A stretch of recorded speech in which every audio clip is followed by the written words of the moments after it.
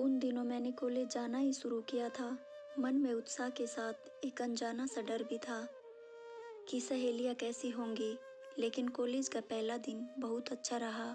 सहेलियाँ बनी, नई किताबें मिली, साथ ही उस लड़के से पहली बार मुलाकात हुई जिसकी खूबसूरत आंखें मुझे हर लेक्चर के बाद निहारती थी। कई बार दोनों की नज़रें मिली, मैं उसे देखती और वो मुझे देखता, बस बात करने का मौका नहीं मिला। एक दिन कॉलेज से वापस लौट रही थी कि अचानक से तेज बारिश हो गई। इससे पहले कि मैं भीगती, किसी ने मेरे सिर पर छाता तान दिया। मैंने पीछे मुड़कर देखा तो वही लड़का था जो हर लेक्चर के बाद मुझे निहारता था। मैं उसके भीगे हुए बालों को और भूरी आंखों को देखती रह गई। मैंने आज तक किसी लड़के को इतना करीब से नहीं देखा। मैंने ऊपर बुक की तो उसने मेरी तरफ मुड़ देखा और पूछा, क्या मैं आपके साथ चल सकता हूँ? हाँ हाँ, क्यों नहीं। बातचीत के दौरान पता चला कि उसका नाम नितिन है। वो मेरे घर के पास ही रहता था। अपने सेक्टर पर पहुंचकर किराए के आधे पैसे मुझे दे दिए। मैंने चुपचाप रख लिए। ना नुकुर का सवाल ही कहा उठता। यह हम दोनों की पहली तो मुलाकात थी।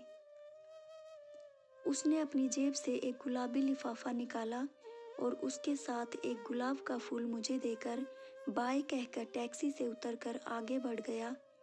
काफ़ी देर तक मैं उसके बारे में सोचती रही।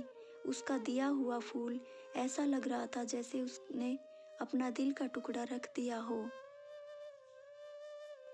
हाथ का सामान मैंने टेबल पर रखकर लिफाफा खोला और खत पढ़ना शुरू किया। डियर रीमा, तुम्हें देखता हूँ तो देखता ही रह जाता हूँ। तुम जैसी मेहनती और काम के प्रति समर्पित और मेधावी लड़की मैंने आज तक नहीं देखी।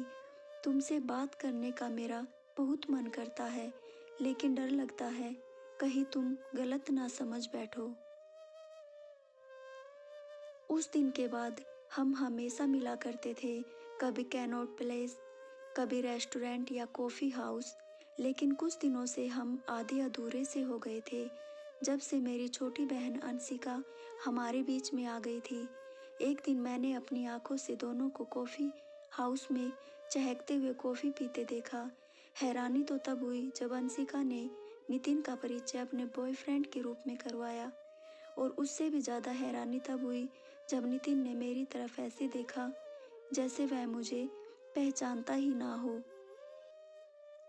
कहा, कहाँ मिला तुम्हें नितिन? फेसबुक पर। कैसा है? अच्छा है, बहुत अच्छा, स्मार्ट है। दीदी, अब आप भी शादी के लिए हाँ कह दीजिए।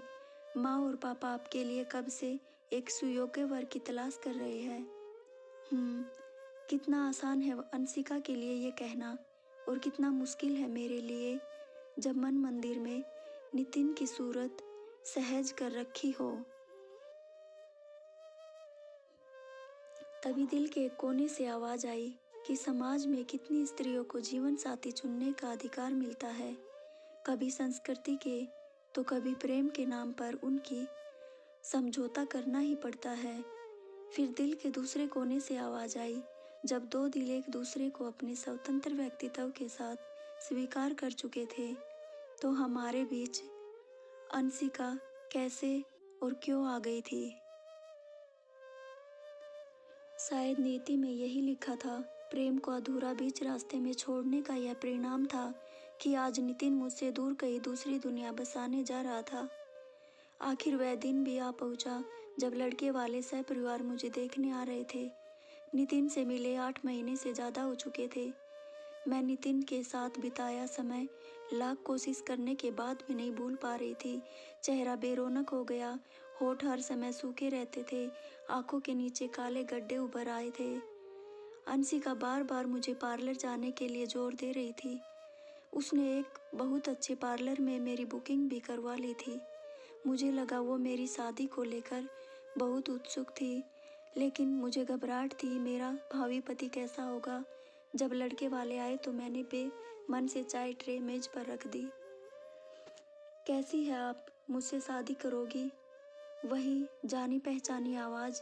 नितिन को सामने बैठे देखकर मेरे हाथ कांप गए, आवाज़ गले में ही अटक गई। मुझे हंसिका ने संभाला, तभी एकाएक जोरदार तालियों के साथ ठहाका हवा में गूंज उठा। सरप्राइज़ दी, हम जानते थे कि आप और नितिन भाई एक दूसरे से बहुत प्यार करते और शादी भी करना चाहते हो।